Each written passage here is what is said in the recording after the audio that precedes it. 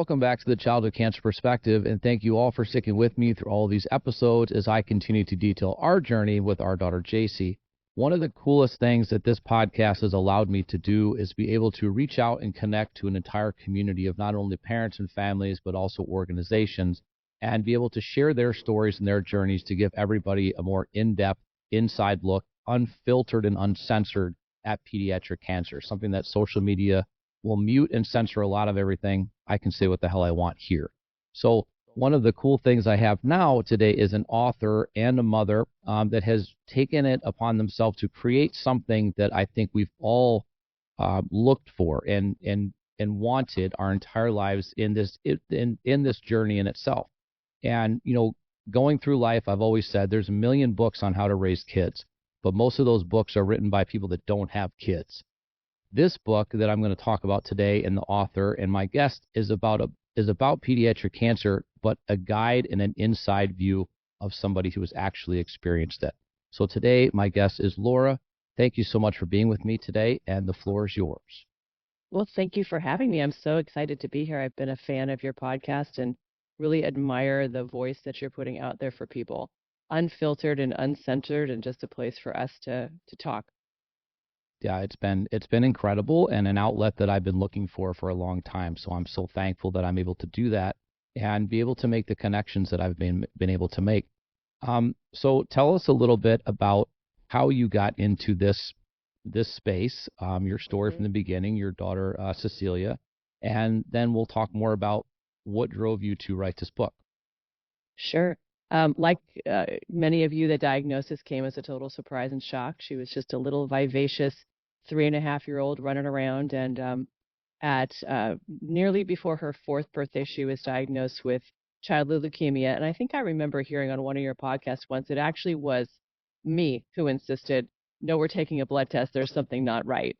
So that was sort of the beginning of the advocacy journey for our child, as we knew something was wrong and went together to get that blood test and stayed together, my husband, Arn, and I, to get those results. And she was diagnosed with ALL, and we were on our journey. And it was really from early on that I knew I needed to do this.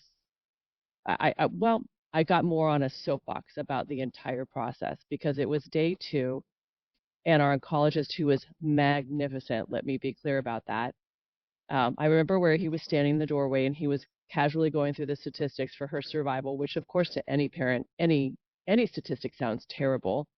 And then he said, so, you know, she has a 85% chance of survival with this particular disease if it all goes well, but she'll never do math or science. And I remember my jaw just falling to the floor. And it might sound a little silly, and sometimes when I think about it in retrospect, it's like, of all the things that you're worried about right at this moment, you're worried about math and science. But what struck me in that comment was, you mean cancer is going to take away potentially my child's life, and you're telling me that if she survives, she's not going to be who she intended to be. And as we all know as parents, you can see little shades of our kids when they're tiny, and she was just such a little scientist and loved nature and loved biology and all that kind of stuff. And so I was furious, and that really was the catalyst. That situation was a catalyst for me. The second situation that was a catalyst for change was probably a week later. I walked into Clinic D, looking like we all do, week 2 of, or week 1 of treatment. And a woman came up to me with a baby strapped to her and one in a stroller, and she said, "You look like you need help. I'm Irene." And she taught me from that encounter that there were options. There were things that we could do. There was places I could go to talk to different people. So she said, "Give me your email. I have information for you. I know what this phase is like." Her son Luke was about, I don't remember how far ahead of us, but farther ahead of us. And as we're talking, the two of them just start running around Clinic D like 4-year-olds do, having a grand time, and a friendship that was formed that stayed forever. And she was the one that introduced me to the concept of parents talking to parents, that parents knew things that the doctors didn't know, which, as my generation, I think we had phased out of how our parents were, of thinking that the doctors knew everything, because how could they? They're specialists in what they do. But there's this whole other side to it. And the way I looked at it was, okay, Best case, Cecilia had an 85% chance of survival. So that rest of the percentage was up to us to figure out. But there was no roadmap. There was no guidebook. Like, what am I supposed to do? What's the right thing to do? What's the wrong thing to do to help her? And then every step along the way became that interesting journey of how do you advocate for your child? God, I don't know, and no one's telling me how. How do I ask for what I need? No one's telling me, and I don't even know what I need. And it continued from there. The last, so I started taking notes at the time, like Irene did, because I wanted to be that person for somebody else, and just jotting little ideas like, if you take vincristine, try this afterwards, or if you take methotrexate, try that afterwards, because the mom and dad network was pretty huge in having data for how different children responded differently, because of course we're all so different. And I have tremendous respect for Cecilia's medical team. I think they kicked ass. Their job is to save her life, and our job as parents is everything else. And that's the data. That's the thing that has been missing. And the last little piece of the puzzle was pretty early on too, that I think set the tone for me wanting to write this book eventually, which was we went to a magnificent a magnificent camp for children with cancer who are currently in treatment.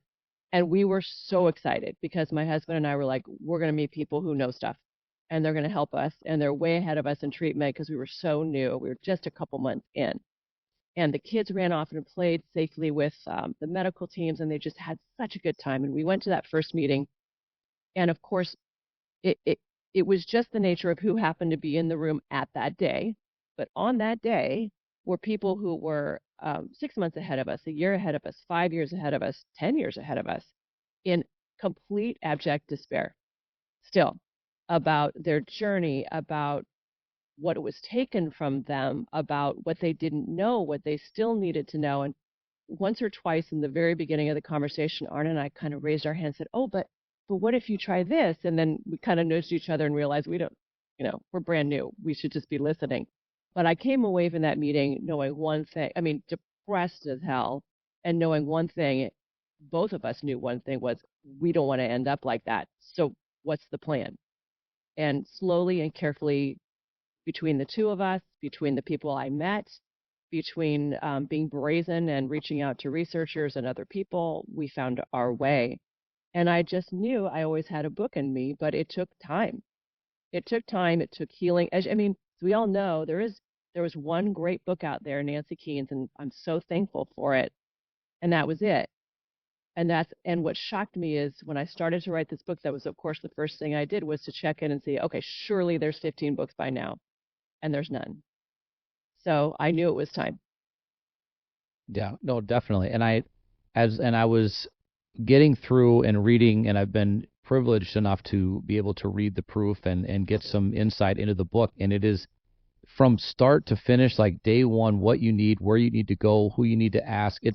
It's so incredible. And, for most parents going through this, you're thrown into the fire like a deer in headlights, and you have nothing. You have no support aside from, social workers and things like that, but an actual guide of what you need to do or how you should react, or at least options to give you, and to have absolutely nothing. I know with our diagnosis with JC, we had nobody to talk to. We had no friends that were going through this. And along the way, we've made friends and connections and things like that, but that support system wasn't there, and that book wasn't there. And it's so incredible because as I've been going through it, I'm looking at it and I'm thinking, I wish I would have known that. I wish I would have known that. I wish I would have done that. I wrote in big letters, not having a go bag screwed me so many times. Wearing what you're wearing, going to the hospital and being stuck there for 12 days, not knowing you're going to be there. That sucks. And there's only so much stuff. Yeah, there's only so much stuff you can buy in the gift shop. And, and you can't even get a phone charger at 2 a.m. from a nurse that's, you know what I mean? It's tough. Little things like that are so incredibly important. And to have this now or to have this soon for people is so incredible. And I think it's going to be huge, and it's going to be such a game changer. So, I wish we'd have had it, 4 years ago, but I'm so glad that it's here now. Oh, I'm grateful for that. I really hope to address, because wasn't JC's diagnosis pretty unusual too? Like you really didn't have a squad of people to talk to. So I'm aiming in this book to take a cancer parent of any diagnosis, like you said, from day one all the way through, because there's a bunch of stuff that we all need to know at the same time and learn how to do, be it what to bring to a hospital, being what can I ask my oncologist about? What am I allowed to advocate for? How do I ask for help from friends and neighbors? What if I don't have a partner? How do I address getting stuff done? What about my other kids? And so chapter by chapter, I go through that with the reader and then offer specific tips. And I have a great editor and publisher who, it was all in my head. So I was like, just bring a go bag. And they're like, no, no, no. You have to remember how you felt when that happened. You need to list out by item. And of course, my comprehensive list is different from yours, but you're going to get started when you're in the zone and your head is exploding. You at least go, oh yeah, I do want that. And actually, I want chocolate too. And I need this book and whatever it is for each individual person. And of course, there's a long list of things that you just got to have. Yeah, I think no doubt you're going to see, if it was me at this point, I would have a full set of colored sticky notes knowing exactly, okay, now I need to know what I need to do for the hospital stay. Now I need to know, what do I do to ask questions? And it's going to be incredible. And that's the way that I would have used it. And when we talk about the advocacy side of it, I think one thing that people need to remember is, at the moment when, and I've said this before, but at the moment when you're in that doctor's office, whether you're in there for a visit or you're a hospital stay, whatever, you need to remember you are their only patient at that moment. Like, I will say that till I'm blue in the face. You are their only patient. I don't care whatever else they have to do. I don't care about their next appointments. I'm sorry, but that's at that moment. You ask them everything you need to ask them, and you get the information that you need. I wish I would have taken more detailed notes and things like that. During JC's stem cell treatment, I had my computer there because we were there for 40 days. And every single time something happened, I have a complete list, and I wrote it down, the time when she was sick or when she had a treatment. Like, I did that then, and it was very, very helpful to go back and then ask questions and talk to the doctors or say, hey, this happened here. What do we need to do? And it was very helpful. And so that is an incredible thing to really remember, is to just, as parents, I think a lot of people can recite this stuff, but having it written down allows you to free your brain of all that extra clutter and just revert back to it when you need to. And yeah, it's super important that the whole advocacy piece is not intuitive to a lot of people, and not everyone would do what you had done to take those notes. And so that's the intention behind the reminders and the toolbox tips, is you have this power. Plus, your medical team actually expects it of you, because yes, we have a protocol. Sometimes it's more cookie cutter than others, right? But they don't. Your child's reaction to everything that's going on is completely unique, and they lean on you to know, hey, I know it says that we're not supposed to throw up with this medicine, but my kid's throwing up. So how about some anti-nausea medicine or some peppermint? What can we do to help my kid because it's not working? And then if they say, well, that's not really how this drug's supposed to go, you sit on it until your child is given what they need. And knowing that you have that, it's empowering. And I really aim to empower parents step by step to know, oh yeah, I can ask for that. Now, that doesn't mean you have to be aggressive about it. It's always, I don't know how you found it, but I always found it, at least when you're first admitted, to be the nicest person in the room, because there's no reason, there's no reason not to be. And then people are more willing to work with you. There's advocacy in simple things like, hey, my kid's going to take a nap now, so I'm going to put a note on the door. So can you please have them come by to do vitals later? You can do that. Or simple things like, when you're coming in to do an IV poke or you're doing a blood draw, we're going to choose which arm that is. And then my child, we called it whale breathing, but it was Lamaze breathing. And we had a total protocol. So Cecilia was down for the shots if you did it the way that she expected and she knew. So we advocated for her to have the same routine every time, make the choices. What do you want, Cecilia, left or right? And she never cried. And she never cried because she wasn't, well, of course, we think she's magical, but she didn't cry because she's not magical. She didn't cry because she had power. And she had power because we advocated for her. Yeah, it's so important. And, I know that when you're in there, it is very mama bear, papa bear, right? You want to take over. You want to ensure that your child is safe. And it is very easy to kind of lose your cool with people. However, understanding that they're stressed out too, and they're seeing all these kids every day.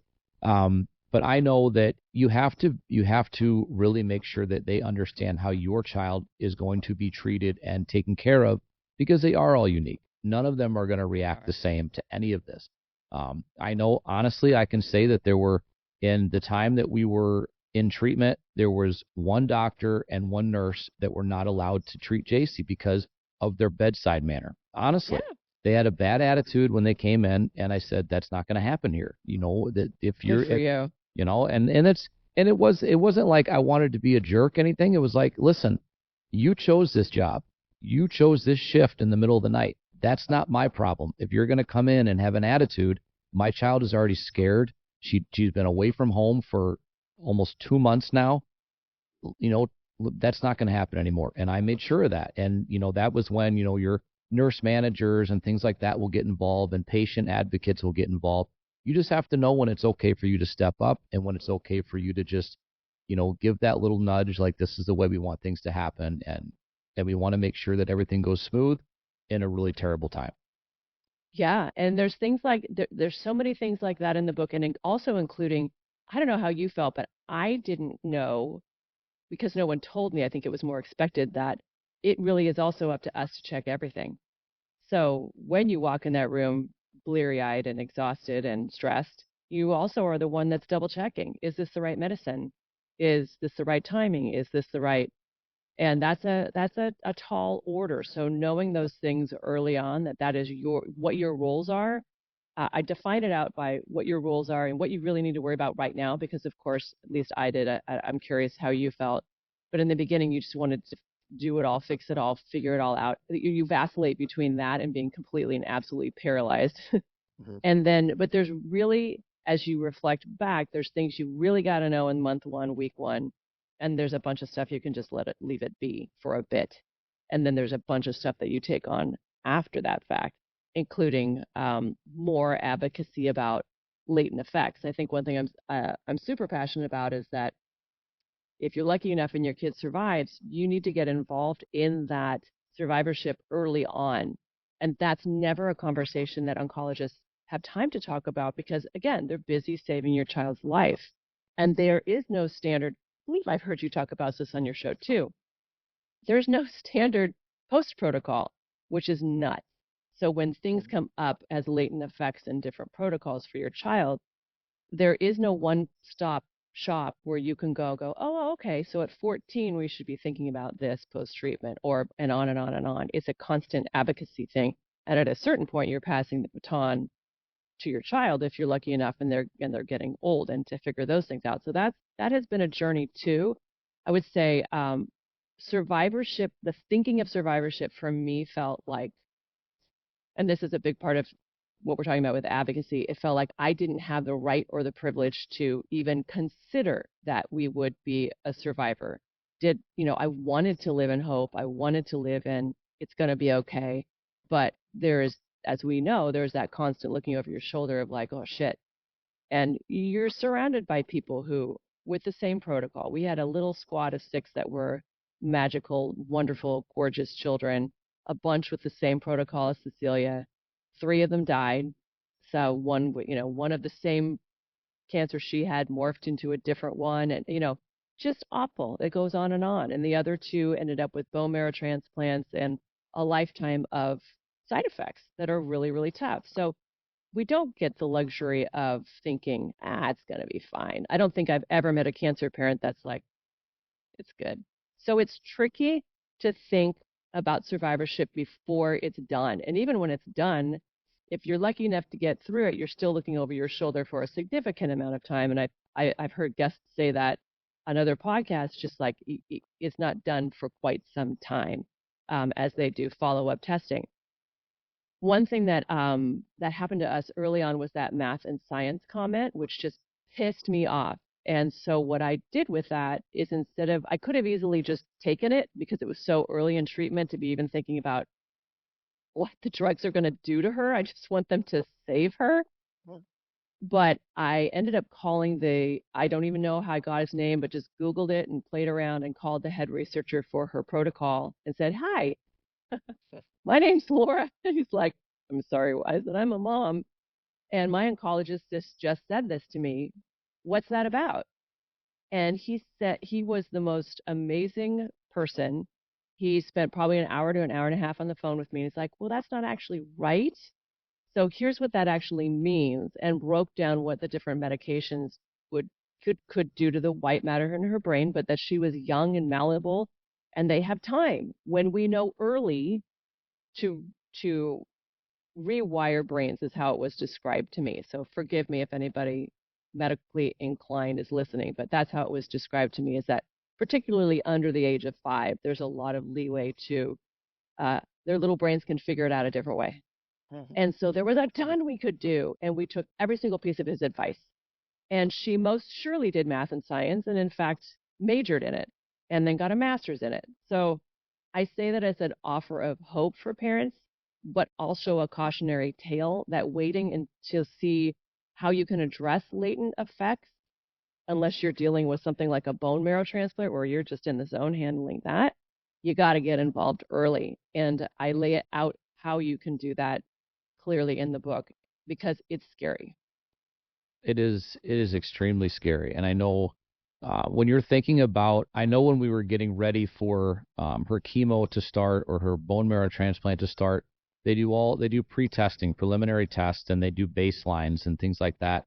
And so we were told early on, if you look at late term, if she gets into her adult ages, she could go deaf from one of the chemo drugs. She may never have kids because it'll affect her fertility. And there's and obviously it would slow down, the cognitive abilities and things like that. There's all these things that you're thinking about in the future. But again, at that moment, you're thinking, okay, if I have a deaf child that can't have kids, at least I have my kid, right? Yeah. And the funny part was with Jace is that when her hair fell out, I was a puddle on the floor, and she came out of the shower and she handed me a handful of her hair, and she said it started to fall out, and I'm crying, and she's like, well, at least I just don't have to brush it as much anymore, Aww. and then we told her, you're probably never going to have kids. And she goes, that's okay, I'll just adopt. And these kids at 6, 7, 8 years old are so freaking incredible and genuine and innocent that kind of stuff doesn't matter to them. And they just, they're just like, okay, whatever. And when we heard all that stuff, it's, yeah, okay, we're thinking about it in our minds and how can you fix it? How can you do something? But honestly, in the very beginning, you're just thinking, I don't care about any of that as long as they're here. But I do love honestly, I love the way things are laid out in the book in that sense of because if we had that type of guideline or that type of even just a minuscule piece of information of what we should ask or what we should do, that reaching out to researchers or the protocol, that people like that, I've only just now started to do that, reaching out to doctors and things like that, because with JC's type of cancer, there's no set protocol. There is no protocol for it. And it was unique to each child, right? Right. For hers. Exactly. Because we have, when she was diagnosed, the way we looked it up, it was about 30 kids in the U.S. every year were diagnosed with that type of cancer. And we have met so far probably a dozen families in our time that have been diagnosed with that. Some are still living. Some are, and with total resection. Some are living with dormant, they're stable tumors, and some have passed, but not one has ever had the same type of protocol or even the same type of drugs that JC had, which just, that in itself is, pediatric cancer in itself is a lot of darts on a board and hoping that it works, right? And so when you can get that in-depth information of, okay, these are the drugs that are going in, or this is a protocol, but this is how we can counteract it. Because let's be honest, these people are creating these protocols or they're in charge of them and probably sitting there waiting for people to ask them questions, right? Totally, yeah. They feel like, okay, I did all this great work and nobody even knows that I did it, but you reach out and ask them that question. They were probably ecstatic to give you that information and know that it could do some good for you and so many other people. Yeah. And what pisses me off is that that's and like you said so beautifully, every case and every child is different. And it, it should not be information that is it's not intentionally hidden, but it should just be right there for all of us to have. Hmm. Just right there. Yeah, absolutely. Even if it's just the fundamentals of what you can be doing to stave off um, certain latent effects, or to make them more easy to manage, or to potentially avoid them altogether. Yeah, and a lot of the information, honestly, can be very difficult to find, and it really depends on how headstrong you are to continue to go before you give up and say, you know what, it's just not out there. I can't find it. It's there, but it's not as easy as it should be. And the reality of it is, unless and we are carrying the weight, right? As parents, as advocates, we're carrying the weight of all of this because without it, only the people that are in the know with the MD behind their name know the information. But we should know that information too, because we are our child's caregivers 100% of the time, right? I say this before, and this is not a demeaning thing to say. I said it because I feel like as parents, we are 24/7 advocates, caregivers, nurses, doctors to our children. I got into an argument with somebody because I simply said, he said, "Do you think that you're smarter than doctors?" I said, "Yes, because I don't get to clock out at the end of the day, because I don't get to Yeah. go home and leave this on the table. And this child is not a number. They're a name. They're my blood. So do I think I'm smarter, book smart? No, but I'm smarter in the fact that I live it every day and we don't get to shut it off." And it was not a hit at doctors. We have some great doctors that we've met along the way. And even our oncologist that we had, who's not at the same hospital anymore, I still communicate with her. I still Hmm. communicate with the social worker, and the child life specialist, which I cannot advocate enough for. Oh yeah. They are amazing, and these are real people that when they take on a case and they look at you and they can tell they're excited they're excited to see your child because their child is who they are and they're amazing, not because of why they're seeing them. They honestly, I said this, I did an episode the other day and I was talking to somebody. I said, I could tell how important our daughter was when the day that we were told that she relapsed. And this was still during times when everybody had masks on. And for 3 years, I didn't know what anybody's face looked like below their nose. God. Um, and our social worker came in after we were told, and she physically couldn't speak to me because she was crying and breaking down. That's how you Yeah. know these people are invested in what you want. Yeah. And those are the people you have to have. And also, you have the power to make your team, create your dream team for your child. You really do. And I was really lucky to and I know I can vouch for that in I felt it then, but vouch for it in a different way now because I collaborated with uh, four oncologists and three nurse practitioners, and all of them were a part. Well, most of them were a part of Cecilia's case, so including her main oncologist and her main nurse practitioner, and they are so all in.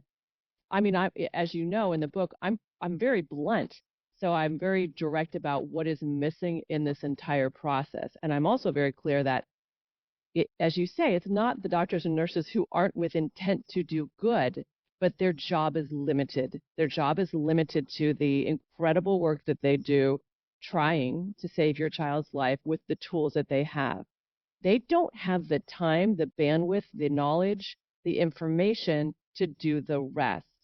We have to. And that's what I'm trying to empower, to give to parents so they don't have to work so hard, or they don't have to be the ones to think of it, but to read this and go, oh, crap, yeah, I can do that. Oh, geez, yeah, I want to do that. And make their own choices within their family as to what they want to include or not include to be a part of that medical team and make a difference for their child, regardless of outcome, because you can make a massive difference in just how their journey is and how stressed it is for them and the rest of your family, or how, you know, how you can find joy and thrive in it even amidst the absolute trauma and chaos. And you can. And It takes intention and it takes work, but it's available to us, in certain situations.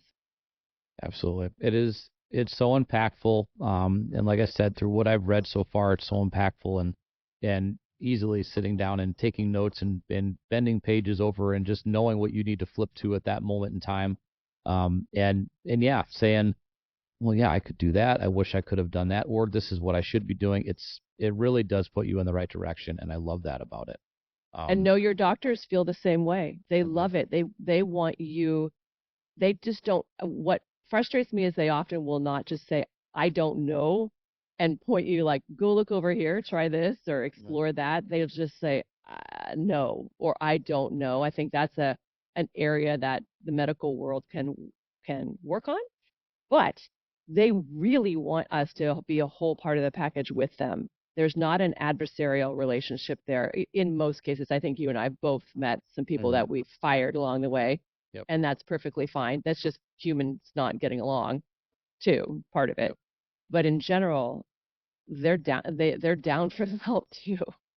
Yeah, they really honestly, if you are lucky enough to be paired with a team, an oncologist that is truly invested in what you want out of everything and what your child deserves to get, you become more than that patient doctor. You become friends. You become, here's my cell phone number. Here's let me know if there's anything I can do. And this is what we've been working with.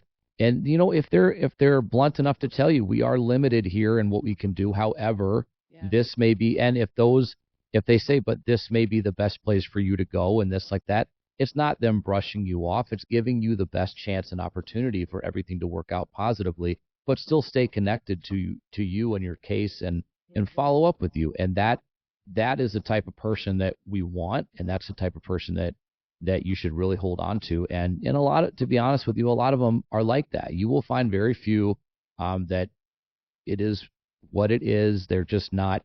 Their bedside manner sucks. They may be great at what they do. Bedside manner is not. It doesn't come standard to everybody. But if you find it, stick with it. Yeah. So I was, and like I said, I wrote notes down and everything. And a couple things that I was going to say, or that I was going to ask about in the book, is I'm still learning, even now, how to ask for help or to accept help. But the way you broke it down, which was even more, was asking for help, but also knowing what to say no to, which I thought Yeah. was interesting. Yeah. I mean, so I don't think we are wired to ask for help. I think we're wired to say, I'm okay, I've got it. And part of that stems from I can remember the early days too, just like I can't talk to you right now. I don't even know what I want, much less what I need.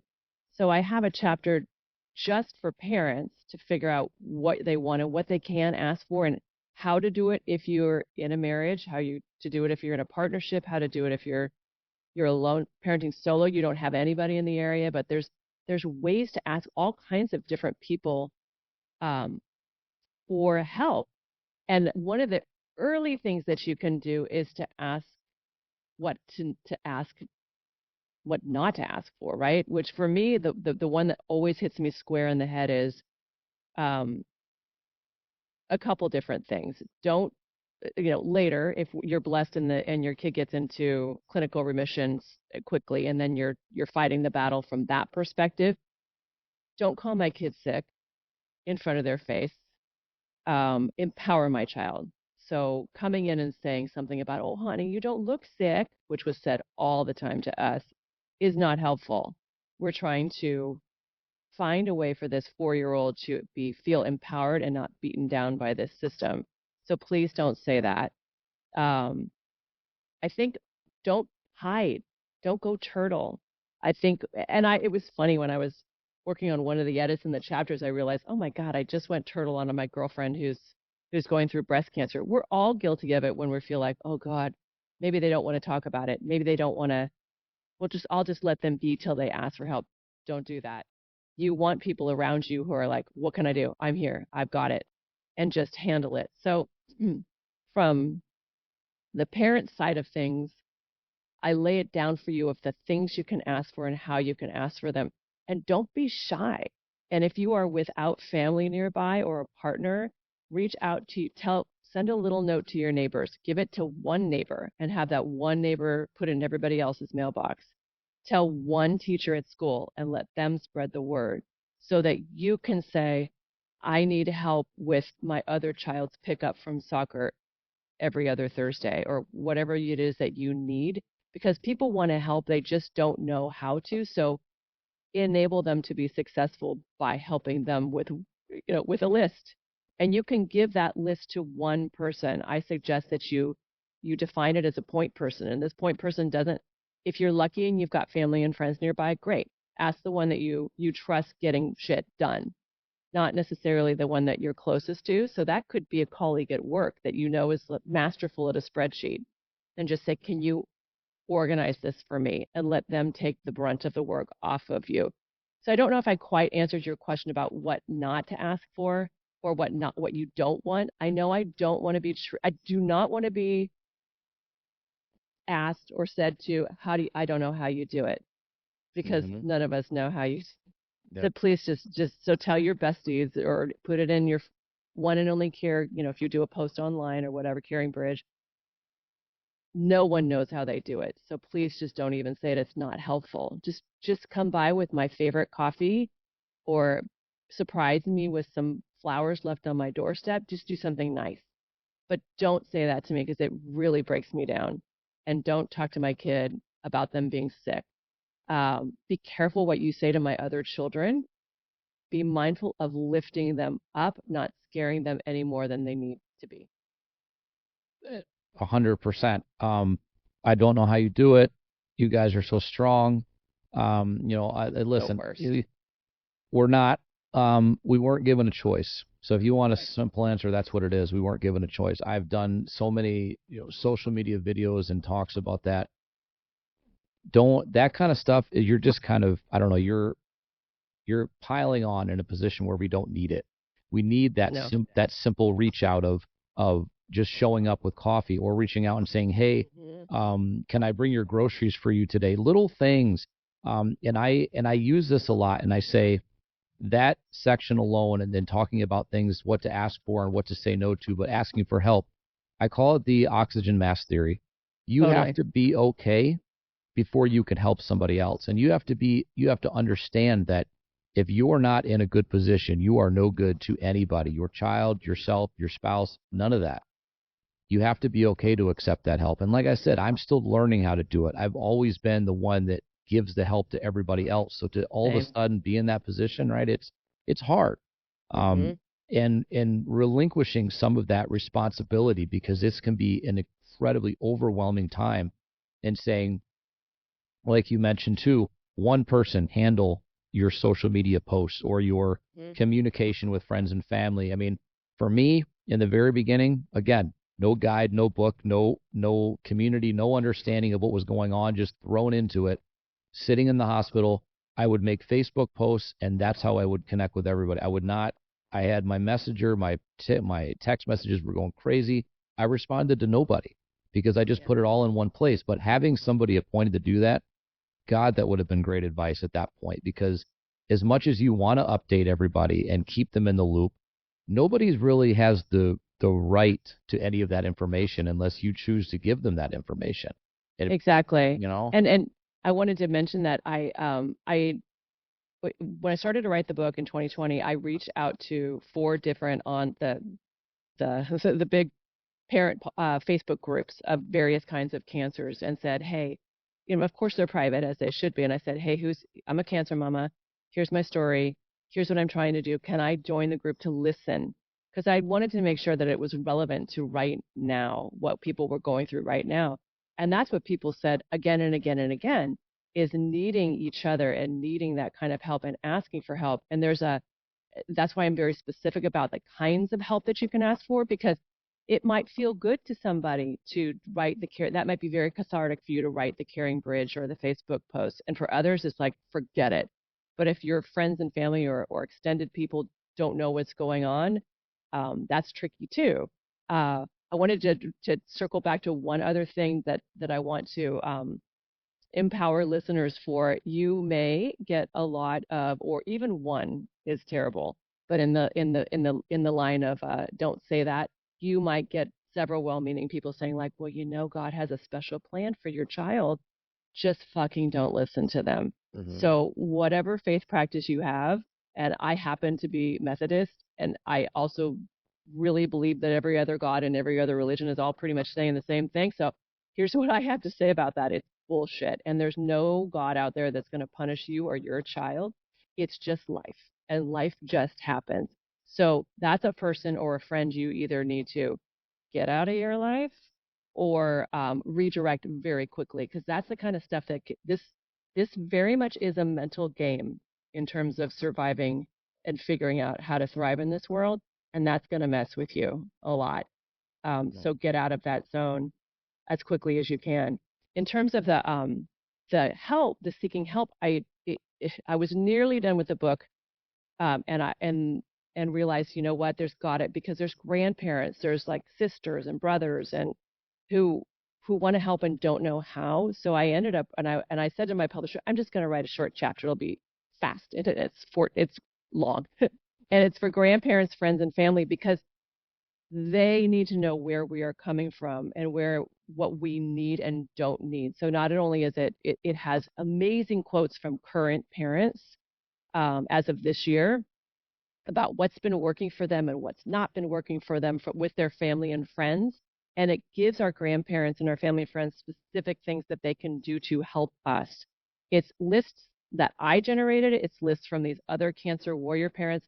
And it's meant for you to look at, and you can either copy it for yourself, either of those chapters, the one that's for you to define what you need, or to your grandparent, your parents, friends, and family, or you use it as a catalyst for like, oh yeah, I don't like that, but I like this, to help you figure out what it is that's going to give you some relief. Because as you were alluding to, and another situation I'm super passionate about talking about is, you're going to burn out.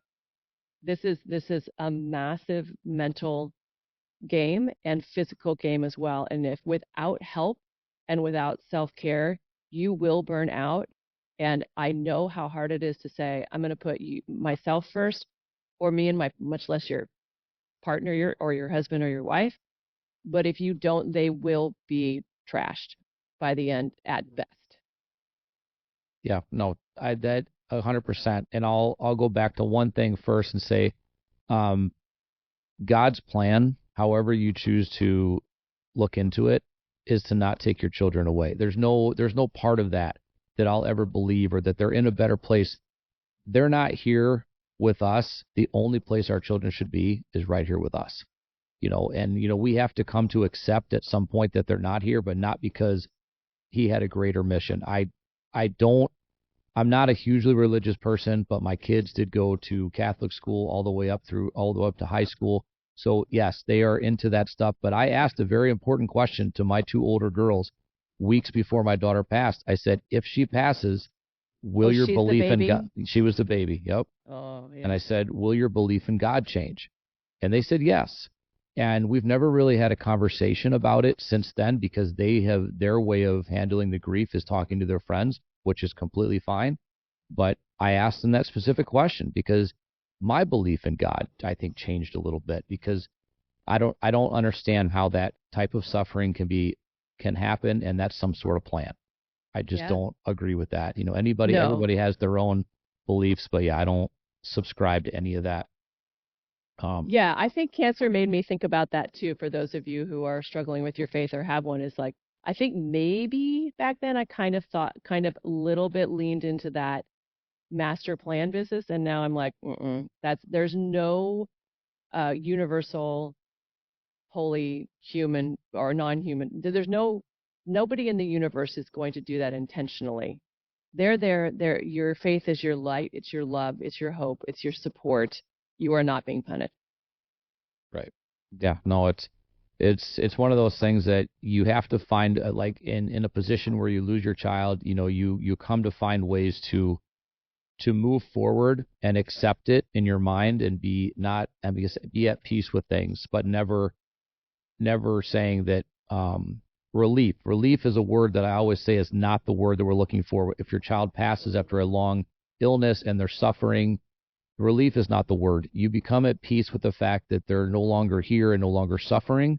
But as far as a plan goes, no, the only thing we've kind of gone along with is saying that she was on loan to us. She was an angel on loan to us for a short amount of time, only because the one thing that was said at her funeral was when she got to the heavenly gates, she said, "But I only had 8 years." And God said, "But look what you did with those 8 years."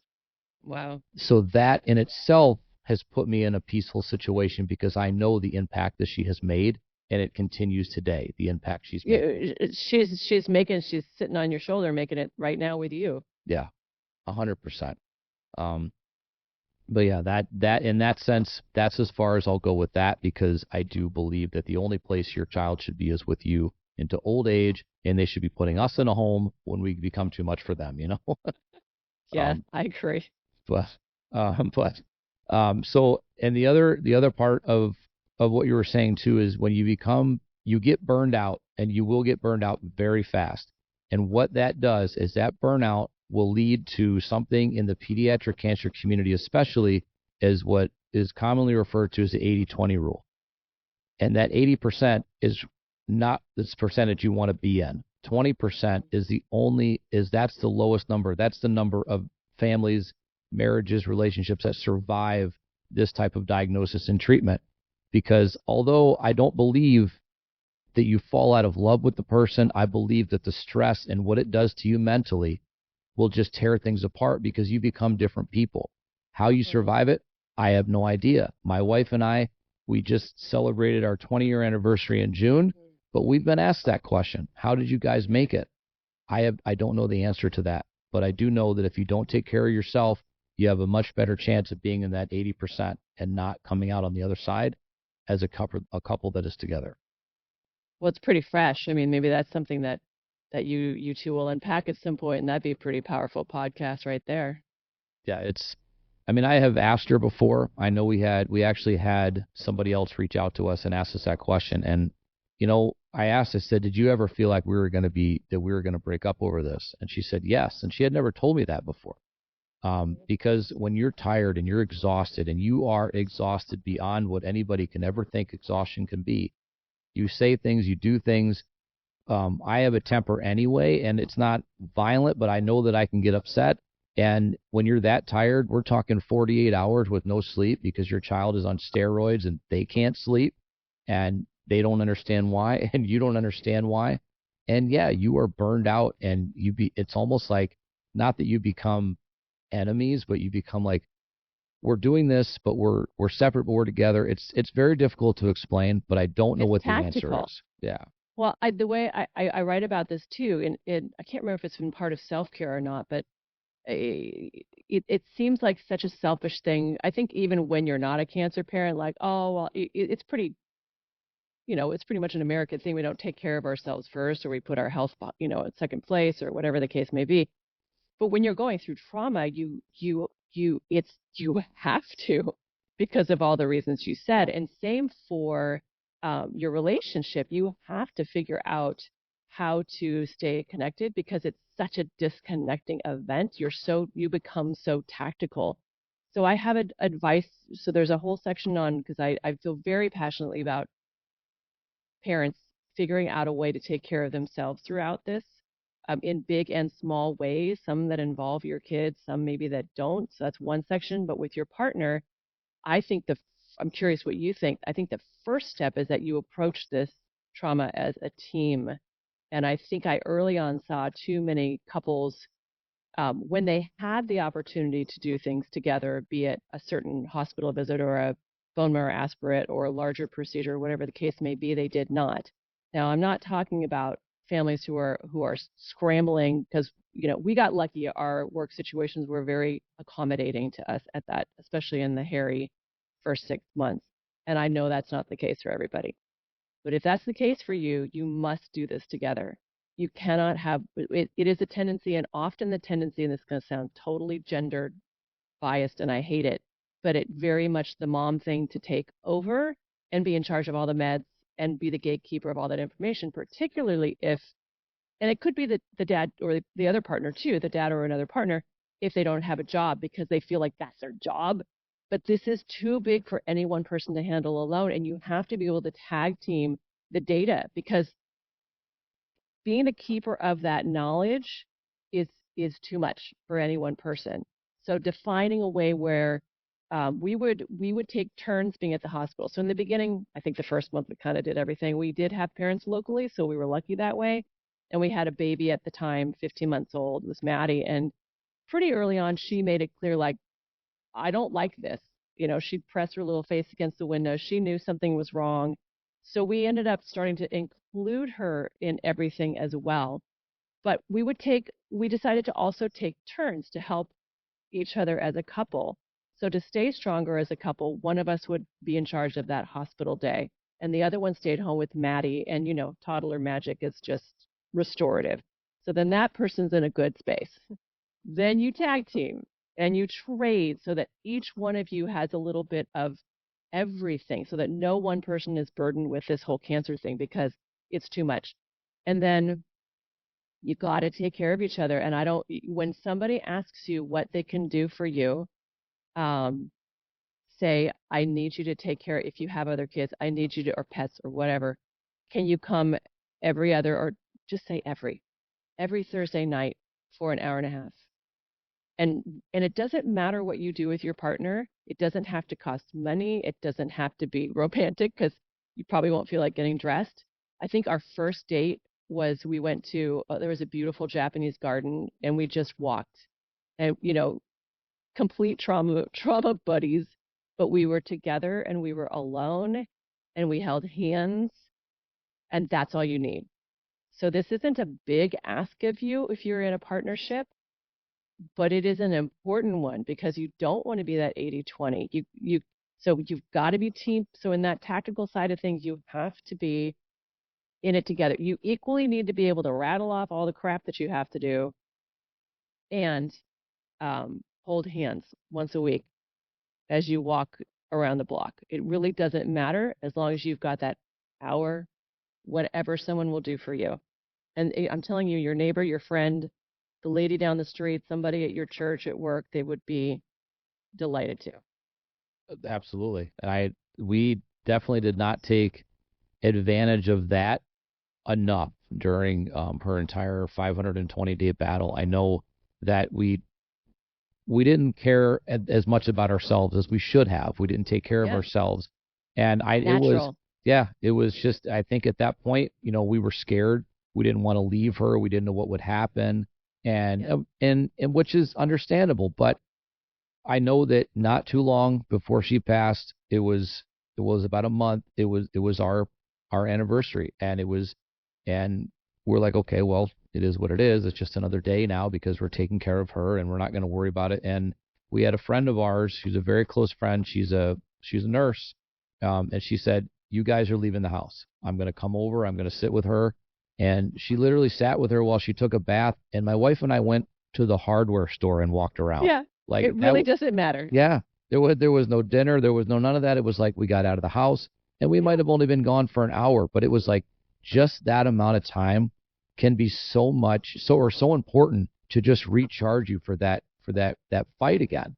And you have to be willing to take that moment, and you have to also understand you don't have to feel guilty about it.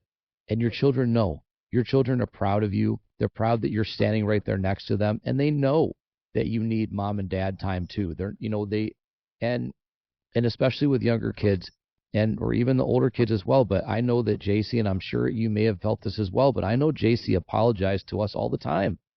Said, I'm sorry, because she felt like I'm sorry. I felt like I'm doing something wrong when she would get sick, or when she pulled her NG tube out. And we said, there's nothing, you didn't do this.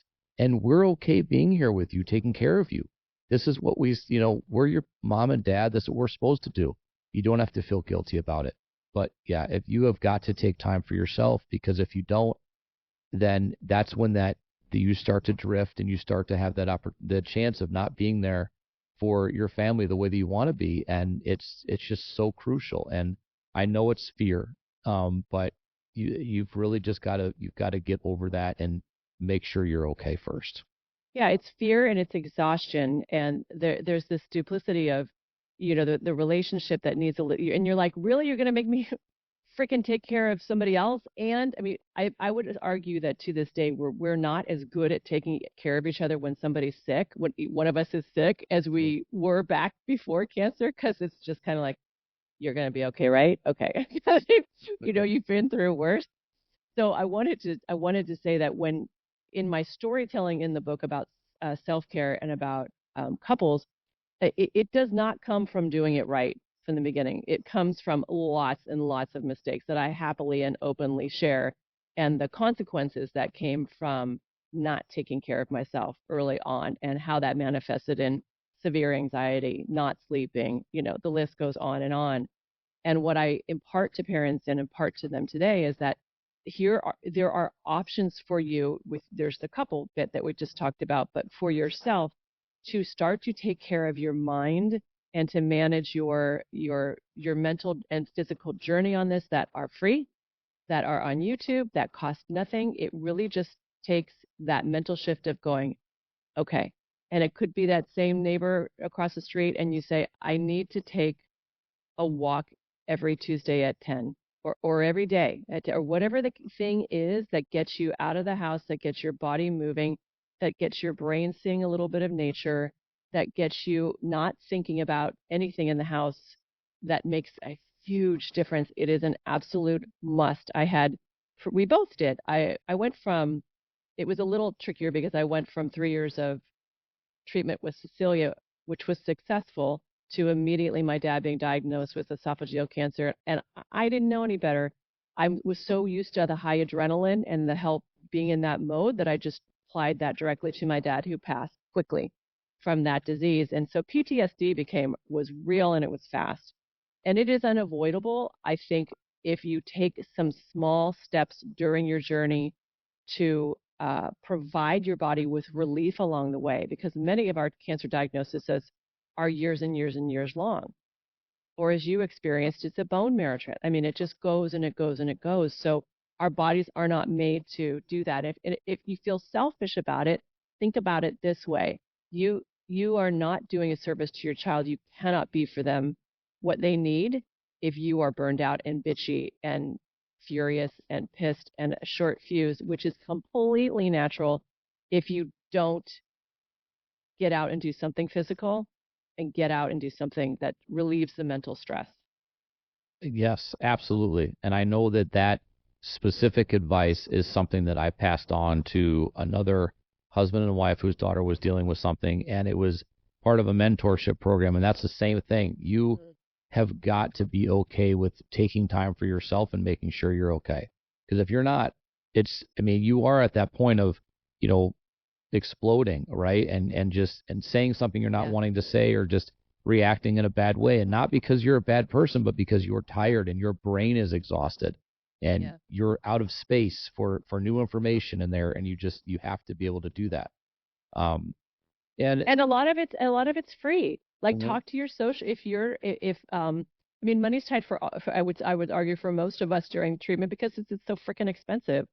But your social worker can clue you into therapists or different organizations for caregivers. We had an amazing childhood family support center called Jacob's Heart that had Art for the Heart on Thursdays, where the kids would do art projects. They just had the best time, and we got one-on-one therapy. I mean, please. And it was free. That connection alone with whenever you're in treatment, that social worker is a lifeline. And a lifeline that you have got to really, you think about it, and I don't know if there's just a negative connotation around thinking social worker, or if it's just the initial shock when you're in the room and 7 doctors come in, oncology, you've got social worker, you've got therapists, you have Make-A-Wish. They all come in, right? And at the same time, and you're like, who the hell are you? What is happening at this point? And, oh, don't be scared, don't be nervous. We all can, okay, whatever. But you take that connection can be huge. And like I said, we still talk to our social worker. And if I have questions or am looking for connections for myself or for other families, I still use that as a resource. And she's amazing.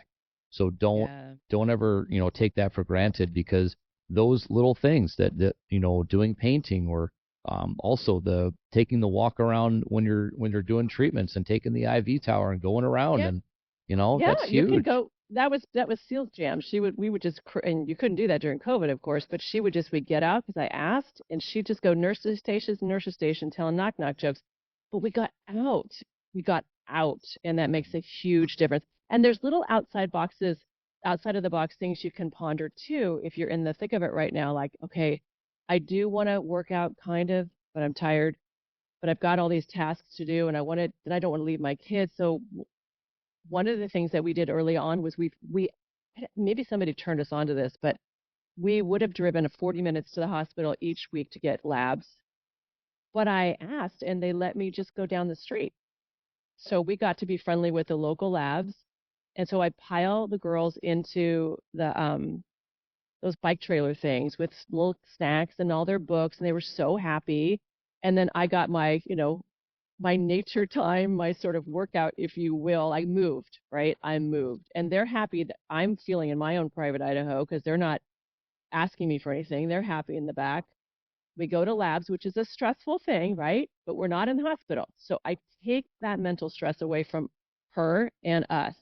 We're buddies now with the phlebotomist after a couple weeks because they know we come every time. We do our little routine. Cecilia's on my lap. Maddie holds her hand. We count to 3. We wail, breathe. We're done. No one cries. We're back in the trailer in 5 seconds because they take you first, which is something to know. And then we would take the bike to Bagels and sit there and have a fine time. And then I would bike back, and the labs would be waiting for me at home. So it's you can think of weird ways to okay, I can't take an hour to do this or to do that in a split ways, but right there, we took care of a medical thing. I got my sort of vague private time, a little bit of a workout. Kids had fun together. Labs are done, and we're out of there. And that is probably some of the most incredible advice ever, because if you can find ways to do that, and just in general, like taking the the sterile hospital environment and that scary 4 walls is out of the equation, and Out of just it. almost making it fun, right? And like, okay, you're in treatment, you're doing this, but it doesn't have to all be bad. We're gonna take a ride, and we're gonna go and do this afterwards, and making it fun so that they're not so scared when they do have to go to the hospital, and realizing that it's not all bad. It's taking that negative thing away from it, and that's huge.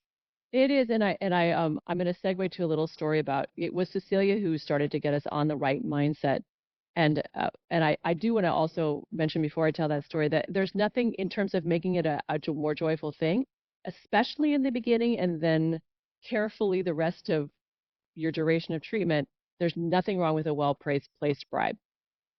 So you don't want to overdo it because they can be, as my nurse practitioner says, can become pretty bratty if they think they can get away with murder.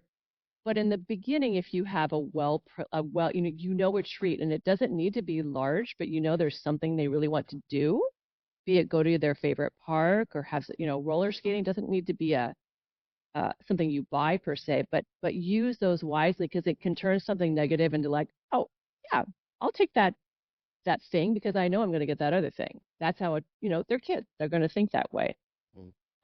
Cecilia, we were in the beginning she was that kind of kid, and someone had given us the advice or we had read it that it's really, if you can and you have early knowledge, explain and explain and explain what's coming, because they do better if they know what to expect, and then they kind of repeat it in their minds, and it's nothing a surprise. It is very tempting, especially in the beginning as a parent, to not say anything because frankly we don't want to, and it's scary, and we think, well, they'll just get scared if we tell them, but that's actually not the case with small children. They do better if they know ahead of time what's coming. So we were prepping Seal for another day, and we were like, okay, so this is going to happen, and this, and then we told her the expectations we had, which were say hello to Dr. Dahl. We want you to say thank you to your nurse. And then, if all of this happens like that, then we get to go and do, at the time, it might have been a Beanie Baby prize if it was early. Or and then later we got away from that, and it was like, we're going to go to your favorite park for an hour and then get a smoothie. She's pumped because she knows what's coming. She knows what to expect. She has boundaries set for her because our kids love our boundaries. And then she's processing this, and we're like, we expect you to have a nice attitude and blah, blah, blah. And she goes, you mean you want me to have a positude? And we were like, so she's thinking in her mind, a positive attitude is what we have asked from her, which is exactly right. And that little 4-year-old's thing, though, that phrase became our mantra and kind of our rallying cry, that when we could, when we had the ability, even if it was harder and strained, to like approach this with a positive mindset of like, okay, this is what's going to happen today. I am and a big piece of that is to be able to surrender to what is going to happen that day. Because if you're fighting what's going to happen that day, the whole day, it just makes it worse.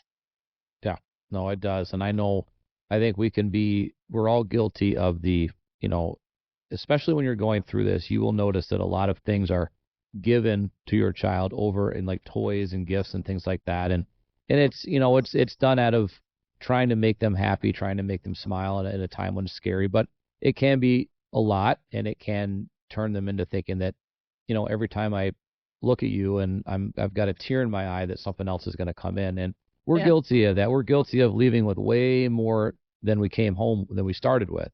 Of course. But that is huge. And I think giving, when children have a goal, right, and they know that something's coming based on something that might not be as fun, but if you get through this, or even as easy as, you do your homework, you get this that's a big tip. And I think that's something that will be very helpful for parents moving forward who just kind of fall into that. Well, the best thing I can do is just give them something, and then we'll just get through it. Really making it more of maybe a game, a challenge, get through this and let's do it. And with smiles on our faces and all of this, and be polite. And then at the end of it, we'll do something that you want to do. That's huge. It is, because eventually, and again, I'm talking about a model where it's a couple years long, or it's a couple months long, or something like that, where you are enduring a fairly, if you will, regular routine, even though it's cancer, right? It's prescribed. At some point after those beginning times when they were spoiled rotten and we all felt like they should be, you've got to eradicate it so that they're not, as you say, expecting something around every bend. But also for your own sanity and your kids' sanity and the rest of your kids' sanity, you've got to create what I call a new normal, a way of existing in this chaos that has some sense of normalcy to it, because you're here for a long time and you don't know the outcome. You don't know what's going to happen, but it's going to be a long time. So yeah, you can live in abject despair that entire time, or you can grieve what you've already lost and the future that you thought you had, process that, and go, okay, I'm surrendering to this new normal. This is what it's supposed to be like for X amount of time. I'm going to hope and pray that this is the outcome. Let's figure out how to do this in a way that looks like a normal situation, because it takes the pressure off of it lets your whole family exhale instead of walking on eggshells. Yeah. And you are kind of tasked with understanding too that if you have other children and things like that, there will develop, and it's not a negative like I don't like them. There will develop jealousy at some point. That child is already receiving 125% of your time and efforts, because they should be, because you're taking care of them in this battle that they shouldn't be fighting at 4, 5, 6 years old. But you have other siblings looking at that, not in a mean way, but like, I'm over here, I'm still here. Yeah. I have regrets, so many, that I miss so many things of my older daughters because I was in the hospital with JC, or we weren't able to do. And I know that they don't resent me for that, and they don't resent JC for that. But at the same time, they also they can feel forgotten. They can feel left behind. And if there's a million things coming home with them every single day, it's like, but what about me? And again, it's not that negative, greedy side. It's just, we're your kids too, and that can develop. And so you just have to be really careful to balance that amongst all your children if you have other children. I agree. And there's times when you really can't, right? If you're going through a bone marrow transplant and you have to be inpatient for X number of days, and that is what it is. I encourage families to really look at the schedule and what that might be. I devote an entire chapter to siblings for exactly the reasons you said, because they are so important, and you can risk um, just a lot of exclusion, because if you don't talk to them and spend time with them, they're just going to invent things and they're scared, or they're going to get, or particularly if they're older, they're just going to get pissed off and jealous. So with Maddie, she was tiny, but she made it really clear that her stress came from not seeing her sister. So every inpatient, she had to go. She'd just crawl into bed with her sister, hang out, hold her hand, watch Teletubbies, whatever the case may be, go up and down the hallways. It had to be for that particular child, that unit. And she was easygoing. So I grant you, it depends on what kind of kid you have. But if you don't have one that you feel like should be at the hospital or is going to, run circles around everybody, figure out a way to have a date with them, just some time, to let them hang out with you. If they want to talk, great. If they don't want to talk, great. But to your point, they need it too, because they're scared and a little annoyed. Right. This is 100% a family diagnosis, and everybody goes through it differently. But I will say that the sibling aspect of all this, the bond and what they bring to the table, is so often forgotten about. The amount of support and the amount of love that they bring to their siblings, and what they do. Just, I tell the story often. Our oldest daughter and our 16-year-old, they had completely different bonds with JC. And with our 16-year-old now, JC would call her on the phone on FaceTime, and sometimes they would just sit there. They'd say nothing. She just wanted to have her on the other end to feel like she was there. And our oldest daughter, she would come home and say, Anna, you're playing Barbies with me. And she would tell her what she was doing. And it became just that relationship that all three of them had a different one, but the sisterly bond that they had, and that sibling bond, is so incredible and important, that they want to be involved, but they also, you have to make sure they just don't feel left out, and that it happens. And I don't think it's intentional, but it does happen. No, that's so true. And you bring up a point that's so important, is like, don't be afraid of of letting them be involved. Your kids were a bit older, but still, don't be afraid of telling them what's going on, so that they can be a part of it, to what is age appropriate, of course.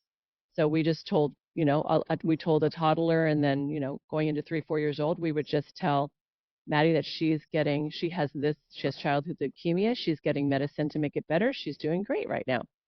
All she needed to know. But she knew it, and she knew, oh, why is she in the hospital? Why is she away from me? She has to get this medicine. It's only at the hospital. Oh, okay. And I think we fear telling any age child the truth. They are much more clever than you think they are, and they're going to invent something far worse if you don't tell them in an age appropriate way. Absolutely. And we were very open the whole time with everything that was going on. And again, with that, explaining it in a way that they could understand, but also exactly what they needed to know at that moment to be the best support system that they could be. But it is, and I also say too, that as our children going through this and they're diagnosed at such a young age, they need to be treated with the respect as an adult with going through what they're going through. And I say that in a way like they're going through something that as adults, I make the joke, the man flu is a real thing. Okay. It's a real thing. We cry about it. We lay on the floor. We're under blankets. We're crying about it, whatever. These kids go through everything with a smile on their face, and they need to be treated with the respect of how they handle this, and talk to them with as much as they can understand at their age, to be completely open and honest with what's going on. And I think it's so important, because they deserve that respect I think they demand it. I bet JC did. She seems like that kind of kid. Oh, 100%. That child went, when, like I said, the things about her hair, or the having kids, and the other thing is that she did start to lose hearing in one ear, and it was temporary, because it came back. But she knew that whenever she didn't want to listen to us, she would roll over on her good ear, and so she couldn't hear what we were talking about. So, it was funny, and we would try it out. We would get close to her on one ear, and we'd say ice cream. And if she didn't respond, we knew that she couldn't hear us. And then we'd say it on the other side, and we knew that that was the ear. So it was only one. But yeah, she would roll over and she would lay on her good ear, so she'd have to listen to us. So cute. They just, the way that they handle things is so incredible. And I've always said Yeah. that even if you're outside, especially if you're outside of this community, if you truly want to understand how we do this or what we do this or whatever, just speak to one of these kids for 5 minutes. 5 minutes. They will change your perspective on life. And everything that we do every single day that we get upset about, and things that road rage, whatever, it'll put it in a perspective of you saying, is it really worth it that we're upset about this type of stuff when they don't care about it? They just care about getting up every day and being a kid, and they should be able to be a kid, and they should have that opportunity, and we should be able to give them that chance. Mic drop. There we go. And I love talking about JC. I love talking about her journey. I love talking about all of that. And don't be afraid to ask us about it. I think a lot of people, especially during September, obviously I changed my hair color and people ask questions. It's like, well, I feel bad. I didn't want to ask. Please ask. Please ask us. Please we want talk. we want to talk about it because not enough people do. And that's why we're taking social media or podcasts or asking to be on TV or whatever we're doing, because we want you to know. We want you to hear what we have to say. Absolutely. It's so critical. September and beyond. Yeah, it's once we just want to be heard, maybe not understood, but we just want to be heard. I don't want people to ever understand how we feel. I just want you to know that we are an entire community of people that oftentimes just feel left behind. And it's important, I think, for any audience to understand. I was talking with Dr. Dahl about this last week, that the treatments have gotten markedly better over the decades, but the rate of diagnosis is the same or more. So this is not a disease that's going away. It's massive. It's 40,000 children in the U.S. annually, 400,000 globally a year. This is not a small problem. It is not a small problem, and it is not the terrible, ugly word of rare. And the reality of the situation is that when JC was diagnosed in 2020, the number that we heard was 43 kids a day. It is now 47 kids a day. It is not getting better. It is not going away. And I've also said this as well, that, I refer to them as the commercial people because I have my own ins and outs with them, but everybody knows the commercials we're talking about. And we tout an 80% survival rate, an 80% cure rate of kids. But I want to lay out what an 80% cure rate means. It means that you will survive at least 5 years, because after 5 years, you're considered cancer-free, even though you will still do annual checkups and things like that, or how many years you go out. After 5 years, you're considered cancer-free. That means that 80% is guaranteeing 5 years of life. So, while that's amazing, and I would love to have 5 more years with JC, that's what that means, and it makes not enough. It's not, and when you see the way that the commercials say it and the way our government says it, it makes it seem like this problem is under control, and it is far from that. Yep. So I could go on about that all day long and scream and yell to the rooftops, and I will. But so I want to. When is the book set to be released? Book is being launched on October 8th. So I will shortly be able to provide you, if we can figure out how to get that to your listeners, with a pre-sale code, because I want to make sure that's my mission the entire time is, how do I get help to all of us, the 40,000 of us, or 40,000 of us a year, and then globally? We just need more data. We just need more help. We need more tactics. We need more tools. We need to feel empowered that we can make change in our child's treatment. Yeah, and that is the advocacy side of it, whether you're doing it from inside a hospital room or whether you're doing it on the steps of your Capitol building. It is all important and all necessary, and we all need to be speaking with one voice, and having guides to do that and giving you bullet points, and the toolbox tips are amazing. I would just print those out and carry them around. But having that guide and ability is so important. So being able to do that, I think we're on the road to making a massive change and a massive difference in this community, but also how people are able to attack it, because we know the diagnoses are going to continue to come. 47 children every single day. Every family is going to hear that your child has cancer. Now those 47 families have to figure out, how do we navigate this? How do we navigate this? Was a book like this that gives you a guideline and at least a way to move forward and answers to questions that you may have but are afraid to ask. A framework for taking you from beginning to whatever the outcome may be, all the way through your time and beyond. That's the hope. And that's what this podcast is doing too, empowering parents of kids with cancer. And that is probably one of the best things that I think that this has allowed me to do. I spent an entire season doing the podcast by myself and just talking about our journey step by step and things like that. But being able to have other people come on and tell their stories, it not only gets that message out, it allows us to say their children's names, which is important. It allows organizations to share what they're doing so that we can connect and continue to share their messages. But it allows us as a community to continue to get louder and bigger. And that is, nobody wants to be part of this community, but I'm pretty sure that I can speak for everybody in it, that we will go scorched earth for everybody in this community until something is done. And that's what we're trying to do. So that's our move forward here. That's our move. I'll get on the soapbox with all of you. Let's go. I love it. Well, it is. And tell the listeners the name of the book. The Cancer Parents Handbook, What Your Oncologist Doesn't Have Time to Tell You. And they truly don't, guys. They've got a lot of things going on, but they've got the information if you're willing to ask. Yeah.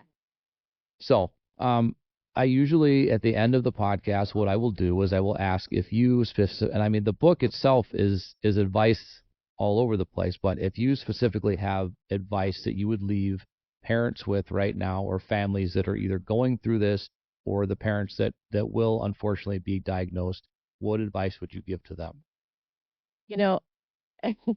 And this really does not come from a place of trying to sell this book. I just know how I felt when I went through this, and I can feel it like it was yesterday. And I was desperate for information. I was desperate for a roadmap. I was desperate for tips and guidelines that could help me navigate this for my child, myself, my family, my husband, all of it. And I was desperate for it. So I'm just going to tell you to buy the damn book and read it, because I want so much for our community to feel in some way help. And it absolutely will. And I can't wait to actually read the entire book. And that's something, like I said, in the beginning, I told you that I haven't sat down and read a book cover to cover since 1999, since the year I graduated high school. But from what I started, and if I was at work long enough, I would have been able to read this book entirely, because it's one of those things that not only do you relate to, but it's like somebody just telling you it's real and it's raw, and it gives you that information without all the BS and without all that crap. You just be able to hear it and take the guidelines and take the roadmap and run with it. And I love it. And I don't think anybody else will be able to put it down either. I also think, like I said, there's going to be colored sticky notes on every page, and people are going to say, okay, this is what I need here and here, and they're going to be able to flip to it, and you're going to see it carried around like the notebook they should be having, with the notes on everything going on with their child. Yeah, that is my dream. Thank you so much. Absolutely. So it is. I look forward to reading the entire book. I look forward to seeing it, and I will definitely share with our listeners when the book comes out. And I can't wait. I want to be able to sit down, and I'm going to be on a plane soon. I want to be able to sit down and just read this book and share it with as many people in our community that we've created, our Redhead Army for JC. We have been able to create everything on social media. I want to share it out as quickly as possible. Thank you. I really appreciate that.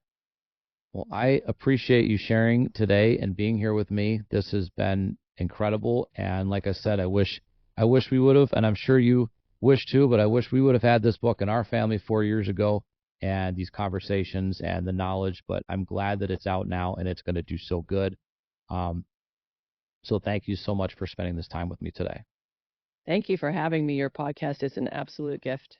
Thank you so much. I appreciate it. And it has been an honor and a pleasure to be able to do it. And it's an honor to speak to you today. We will see you all next week.